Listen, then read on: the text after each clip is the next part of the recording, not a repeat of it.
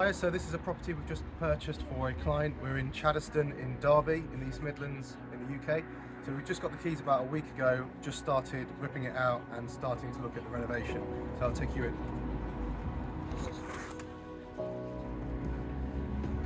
So you can see a lot of the exterior, like the sort of aesthetic side of this house needs replacing. So all this wallpaper, ceilings, artex in some of the rooms, the floor perhaps will need ripping up and replacing with like a lino or a lino equivalent such as laminate. So we've started to remove the floor, so there was a laminate floor here.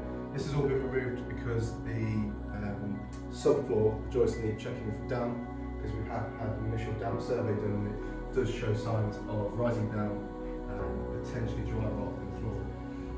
And all that was sort of known about at the start of the purchase, so this one was bought for significantly below market value, knowing that it needed quite a lot of extensive sort of damp works.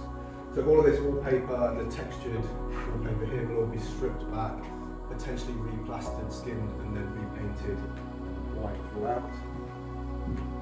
The kitchen, so you can see the kitchen's been partially ripped out. We just need to get the surfaces disconnected, sink water disconnected. Then we'll have a new kitchen in here, just like a simple sort of corner kitchen suite. And then we need to replaster and potentially tile as well. This is where the majority of the damp issue is. So you can see we've removed again the laminate floor, and you can see the sort of dark, mouldy sort of stain. And they've started to get an access panel in there just to look at the joists underneath. What we think it is dry rot, so it's quite difficult to see.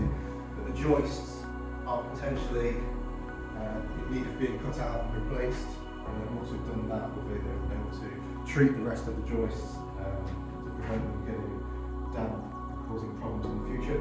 What we think's happened is when they've added on this extension, they've potentially blocked off some air bricks, so the air bricks will allow ventilation through the underside of the house effectively.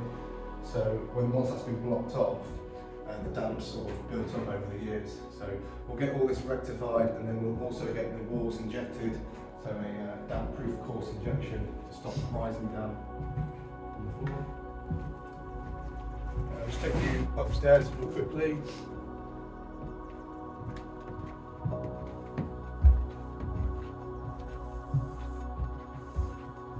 So if we start in the bathroom, pretty standard.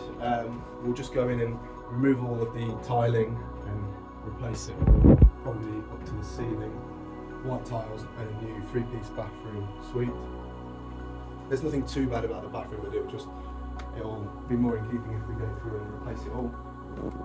So a good sized bedroom, boiler's fairly recent, around less than 5 years old. What we'll do here is strip back the wallpaper, potentially put a new carpet in, or keep it if it can be okay. But normally for the sake of £600-700, we'll do the whole of the house. Carpet, make it very good. Again, this textured wallpaper will be removed. Second bedroom, again, good sized double. It's got this textured wallpaper throughout, all that will come off. We might leave the ceilings with this sort of textured finish just because it's passable if it can be repainted in white. And the third bedroom, quite typical with a 3-bedroom house. This is probably just a single bedroom, but more likely to be an office. But you can see we're in quite a nice area. This is actually a detached plot with a driveway. So once this is renovated, we would look to achieve in the region of £1,300 per calendar month, possibly more depending on the level in which we do the refurb to. It's probably going to cost in the region of £20,000 to £25,000 because of the damp issues and putting a new kitchen and a new bathroom in. I'll just quickly show you before we finish the back garden. I'll probably show you from. So, condensation here. So you can see it's a good sized garden. It's got a conservatory and a double length garage out the back. So all that adds to making it quite a appealing detached property. So for this sort of price, this one was purchased at 209,000 with the additional discounts because of the damp issue. Once this is completed, we'd look to achieve in the region of, if you were to sell it, in the region of 260 to 270. And that's what the sort of fair market value is for a detached property in this location. So yeah, tune in next time and we'll show you perhaps midway through the refurb how we're getting on, any problems we've seen, and then at the end we'll show you the finished product. Thanks for watching.